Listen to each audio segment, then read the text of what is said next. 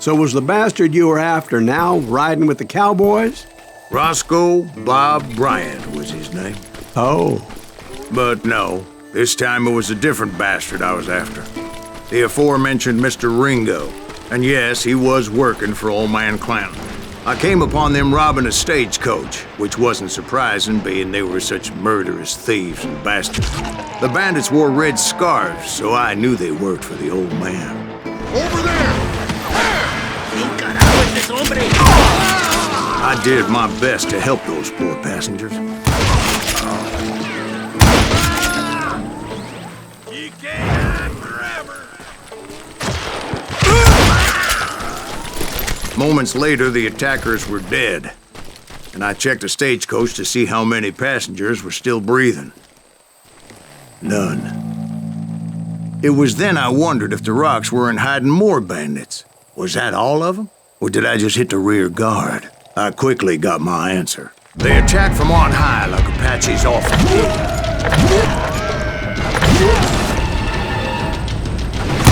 They would appear in great numbers from above and rain down lead on their hapless enemies' heads, making use of the high ground and whatever else they had. Yep, the Apaches always appeared out of nowhere, and there never seemed to be an end to them. Hold on. Were you attacked by Apaches? What happened to the cowboys? Did I say they were Apaches? I said Clanton's cowboys attacked me Apache style. I was in a pitched battle, but I was holding my own against an overwhelming enemy force.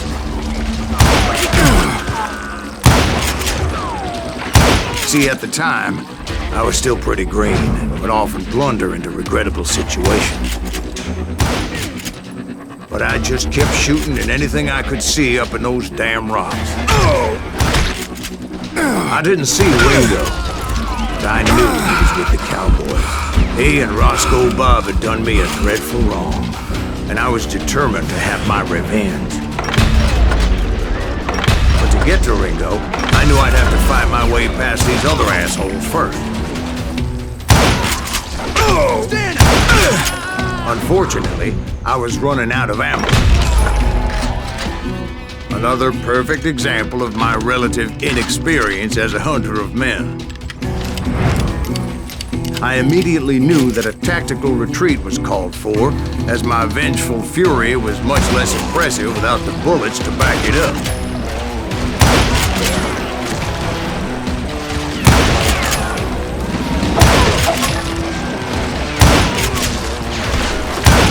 Finally, they managed to pull.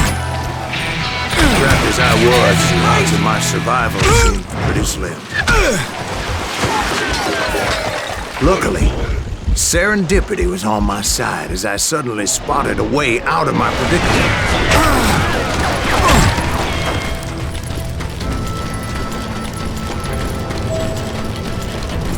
I ran ahead as if the devil himself was after me. Bullets were whizzing by my ears, but I wasn't about to roll over and die. I just kept running like there was no tomorrow. Because there wouldn't be if Clanton and his men caught up with me. As I was scurrying around those caves, I thought, what was I thinking? Going up against a gang like this?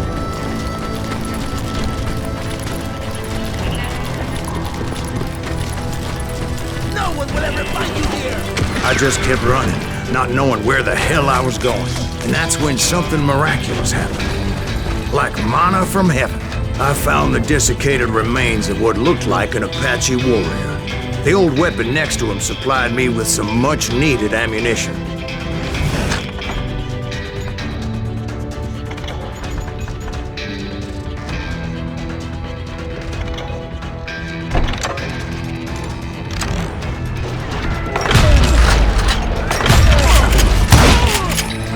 Bat Masterson once told me it was more important to be lucky than good, and he would know. And imagine my surprise when I found a fistful of dynamite to go along with that ammo. That stroke of good fortune evened the odds and bolstered my confidence. It was time to turn the tables. Time for the prey to become the predator. Time for the hunted to become the hunter. Jesus, we get it. They were right where you wanted them. That's right, Jack. I was done running. And the old man's boys were not expecting that. No, sir. I came at them like a wildcat. My fury knew no bounds.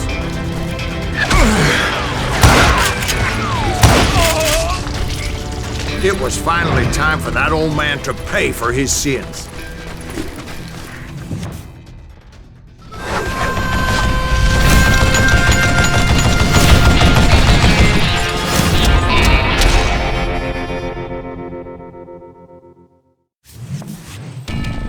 I yelled out at the top of my lungs, "Clanton, I'm coming for you!" A little stealth might have made more sense, to be perfectly honest. Because that old fool had a Gatling gun and enough bullets to last him till kingdom come. But I knew I could not let that deter me. Not if I was to find and kill Ringo. I needed to get that old man off that gun.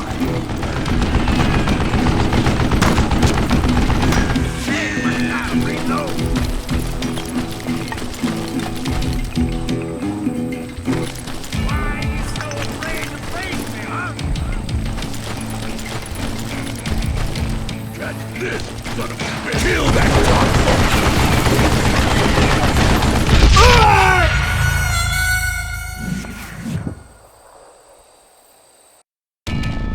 Most everyone thought it was the Ruales who had come up against him in Guadalupe Canyon, but it was just me.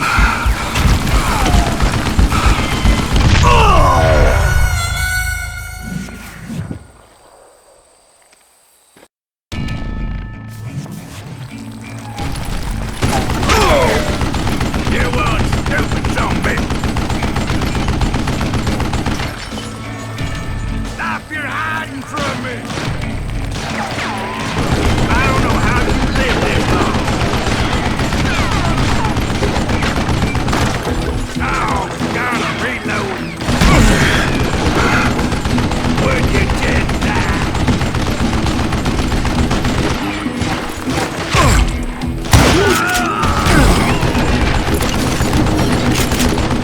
Wait, goddamn bullet. Don't let that son of a bitch get away with that. What'd I ever do to you?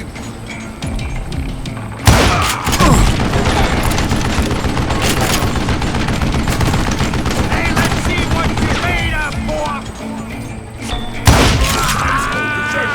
Apparently, one of the cowboys made it out of there alive and told Ike and Billy Clanton that it wasn't a Mexican who took their father's life that day. They just assumed it was one of the Earps, and that little misunderstanding eventually led to that legendary gunfight at the OK Corral.